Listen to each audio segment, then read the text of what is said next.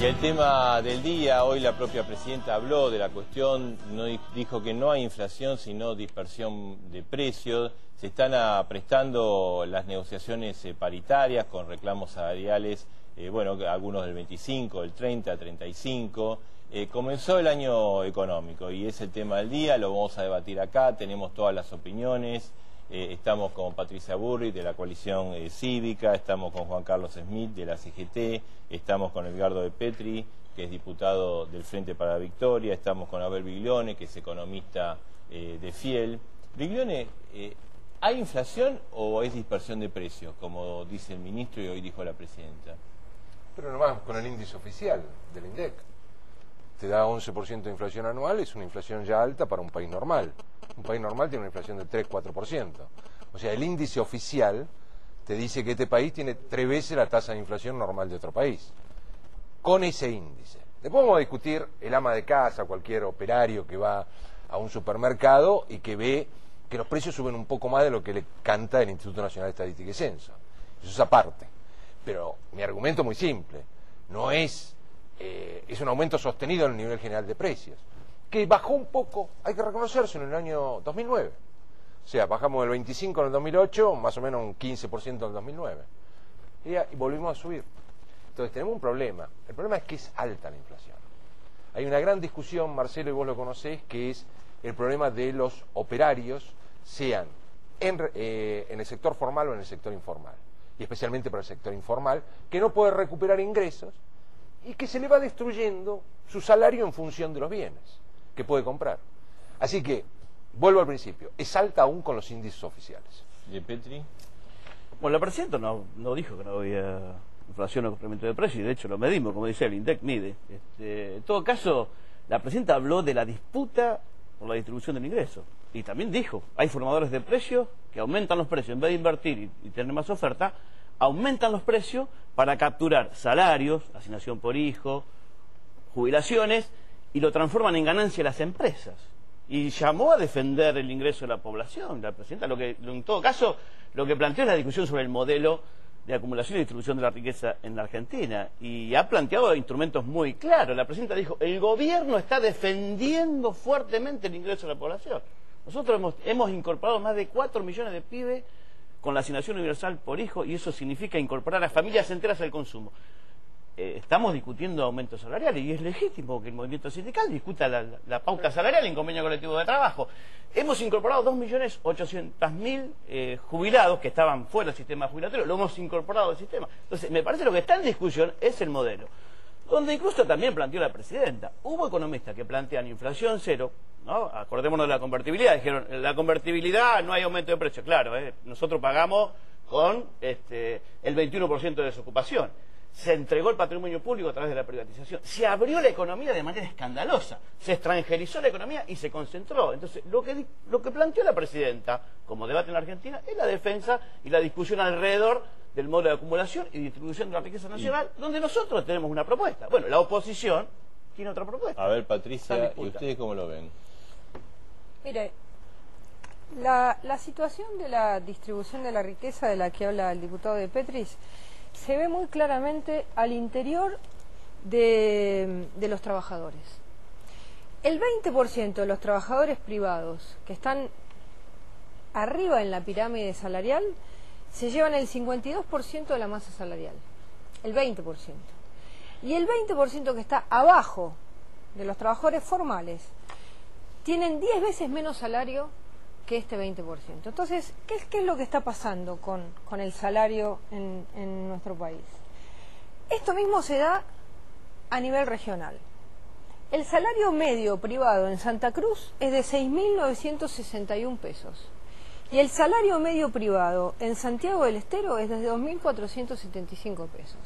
Entonces, al interior de todos los trabajadores del país hay una pésima distribución salarial. ¿Por qué se da esto? O sea, ¿no mejoró la distribución del ingreso? No, es que usted se da cuenta que si hay el 20% de los trabajadores se llevan el 52% de la masa salarial, usted está viendo que el 80% de los trabajadores están en una situación complicada. ¿Qué es lo que está pasando? Y acá me parece que hay una situación de enorme desigualdad en la negociación de los convenios colectivos de trabajo. Es decir, aquellos sindicatos que tienen capacidad de presión, que tienen capacidad de parálisis o que tienen determinada capacidad de generar una situación de mucha presión, pueden conseguir salarios elevados. Y aquellos sindicatos con menos capacidad de presión, los sindicatos de servicios, los sindicatos donde hay trabajadores muy dispersos en todo el territorio nacional, no tienen esa capacidad. En consecuencia, dentro de los salarios, dentro de la masa salarial, se genera una situación absolutamente desigual. Me parece que esto tendría que llevar a una reflexión a los sindicatos y a los trabajadores organizados para pensar cómo se genera, digamos, una media salarial donde el 80% de los trabajadores estén en esa media salarial y no, el 20% se llena en el 52% y el 20% más bajo estén 10 veces más abajo del resto de los trabajadores. Digamos, un pase de factura a la CGT o a No, esto me parece que es una discusión clara respecto a la necesidad de que, digamos, en el interior de la CGT no se genere la lucha que se genera, porque si hay un sindicato que tiene alto salario, pero lo que hace es decirle a los trabajadores, pásense a este sindicato, porque acá van a tener mejores salarios, en vez de generar, digamos, posibilidad de negociaciones colectivas de todos los sindicatos con más fuerza, sino lo que se genera son, al interior de los trabajadores, una situación de una pésima distribución de la riqueza. Digamos, la CGT, porque a ustedes además los empresarios los culpan de que los pedidos salariales que hacen generan inflación o expectativa de inflación. No sé, ¿me equivoco? ¿Así? Sí, no generan, no necesariamente. Si me permite. Sí. Habría que preguntarse por qué tenemos esa radiografía al interior de la clase trabajadora. ¿Por qué se dio esa radiografía que está señalando la diputada Bullrich? Y porque venimos de la aplicación de 30 años de recetas absolutamente equivocadas sobre nuestra economía y que han dibujado ese mapa que hay que corregir y que yo no reconozco que no se esté corrigiendo por vía de la negociación salarial. Acá se quiere hacer creer que el único sector que tiene buenos salarios es camionero, y no es así. Bueno, en el sector portuario tenemos altos ingresos. Le quería en casi preguntar, todas ¿vio las que ramas. Sanz dijo que Moyano es un monstruo creado por el gobierno? Bueno, me parece una descalificación gratuita del senador Sanz. Si realmente queremos ir a un debate equilibrado, respetando las reglas de la ciudadanía, descalificando ya de que estamos creando criaturas extrañas, me parece que no es la mejor manera del país ese que él se imagina. A mí me parece que nosotros tenemos un debate al interior de la clase trabajadora de estas características, pero que hay que ir abandonando esas viejas ideas que establecían de que en realidad nosotros tenemos dificultades a la hora de negociar o que los creadores de los problemas inflacionarios son los salarios. Está demostrado que no ha sido así en los últimos años. ¿Biglione? Yo creo que el movimiento sindical tiene varios puntos para discutir. El primero que tiene para discutir con su propio gobierno es el problema de impuesto a las ganancias, sea el caso de deducciones o el caso del mínimo no imponible, que el ministro de Trabajo dijo que no estaba en la agenda del Ministerio de Trabajo. Allí hay un punto que es básico, ustedes no pueden recibir un aumento salarial y que se apropie del aumento de la productividad del trabajador, que es lo recibe como salario, se lo apropie el gobierno con el impuesto a las ganancias.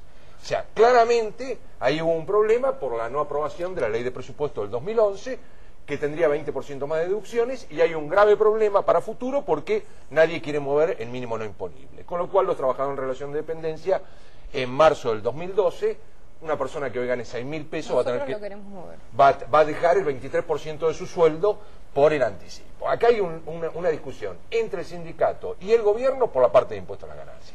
El segundo punto que hay para discutir a nivel sindical es cuál es el porcentaje de aumento y si influye en la tasa de inflación, que fue tu pregunta, Marcelo. La tasa de inflación está formada por una política expansiva, fuertemente expansiva, sin discutir lo que ha dicho Edgardo de Petri de la asignación universal por hijo, que creo que es válida. Países que tienen asignación universal por hijo, como Brasil, que ha sacado mucha gente de la pobreza, tiene tasa de inflación bajísima, no es el caso de la década del 90, que dijiste 0% y la pagaba el trabajador. En Brasil no lo paga el trabajador y hay sistemas equivalentes. Hay una política un poquitito expansiva, en general. Y eso, cuando alguien aceita, digamos, desde la autoridad monetaria, aceita eso, los precios se van al diablo. Debemos reconocer, como trabajadores, que 25% de inflación no es sostenible. Claramente, es un número muy alto.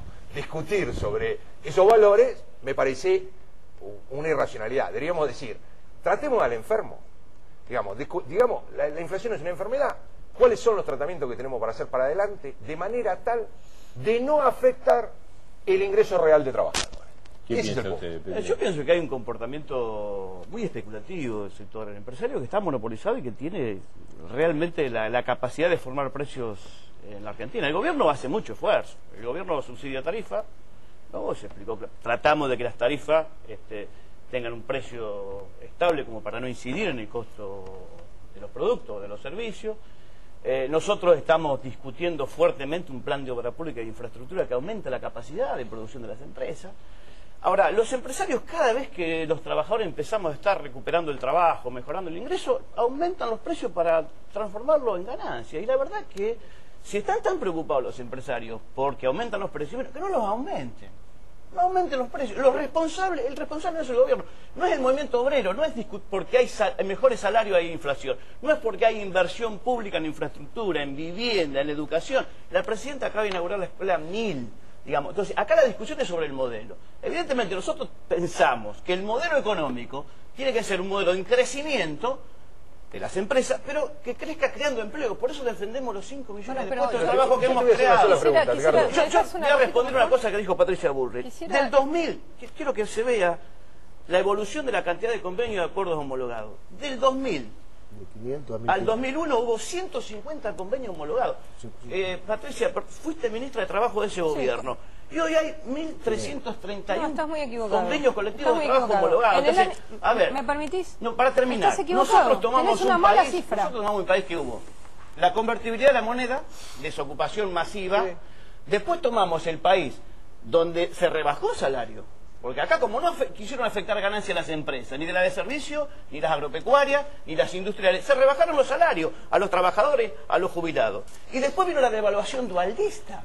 A ver, la devaluación de Dualde, de $1, de $1 a 4 pesos, a nosotros los trabajadores nos llevó a 6 millones de compatriotas a bajar en la pobreza. Estoy de acuerdo con vos. Desde ahí venimos remontando. Estoy de acuerdo con vos. Entonces, pero yo tengo una pregunta. Los empresarios de manera equilibrada. Una sola pregunta. Sí. Los empresarios, discúlpame, los empresarios quieren ganar plata acá, en Uruguay, en Brasil. Sí, pero nosotros Perú, no venimos a representar los intereses de los empresarios, lo siento. Porque la idea del empresario es tener ganancias.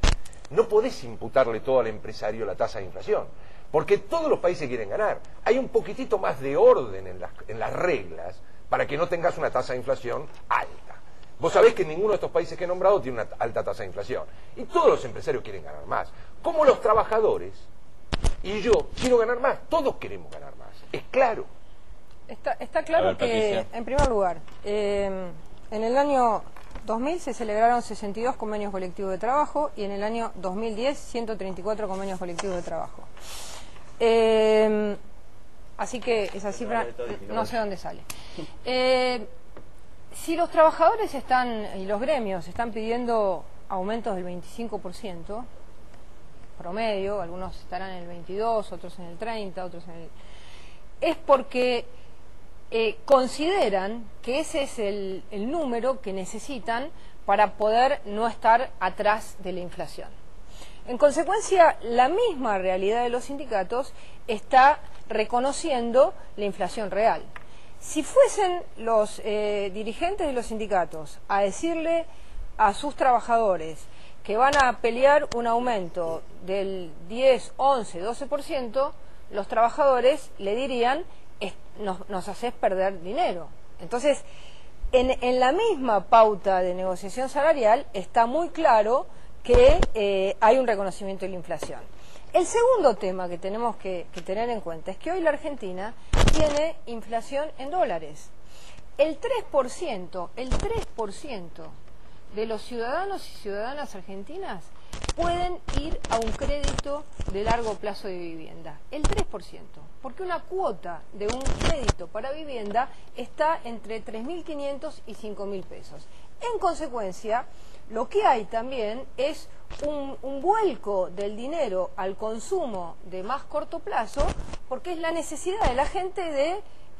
¿qué va a hacer? Si no se puede comprar una casa, si no puede ahorrar en una casa, ¿qué va a hacer? Va a comprar un auto, comprar una heladera. Entonces, eso genera una situación inflacionaria. Entonces, eso también es lo que hay que pensar. Hay un tema, Smith, que lo planteó acá Biglione, que es el tema del impuesto a ganancia, digamos. Si a los trabajadores van a sacar el 26% el año próximo, bueno, nosotros, entonces ustedes van a reclamar y se lo va a llevar más allá de lo que haya mencionado el ministro de Trabajo, nosotros insistimos en que hay que corregir esa situación. Pero le quiero decir algo, a propósito del primer disparador del debate. ¿Sabe a cuánto alcanza en el universo de trabajadores el impuesto a la ganancia? Al 16% de los trabajadores registrados. 1.100.000 trabajadores, sobre un universo de casi 5 millones. De modo tal que tenemos que establecer, como Confederación General del Trabajo, un orden de prioridades para cuestionar estas cosas. Porque si no, estamos discutiendo chino básico con aquellos que todavía no han podido llegar a los 2.000 o a los 3.000. Dentro de tu... Entonces, esto también seamos serios en esto. Porque... Esto dentro, Juan Carlos, vos tenés que el sector petrolero, que está dentro de los trabajadores formales, está prácticamente exento del impuesto a la ganancia. Lo consideraste dentro de los 5 millones de personas y es exento de impuesto porque tuvo una deducción muy importante. Antes, nosotros en eso hemos sido claros. Nosotros creemos que ese impuesto afecta a nuestros intereses, todos los años lo venimos a reiterar y lo hemos corregido. Es más, creemos que tiene que ser sobre el año fiscal. Un pequeño retoque, pero no se resuelve el problema de fondo. Y no, porque la última corrección lo único que hizo fue correr que alrededor de 150.000 dejaran de ser afectados, pero quedaban 1 millón todavía alcanzados por esta cuestión. Nosotros creemos que es una cuestión más de fondo, pero es otro capítulo la de la discusión, que es en el fondo una reforma tributaria.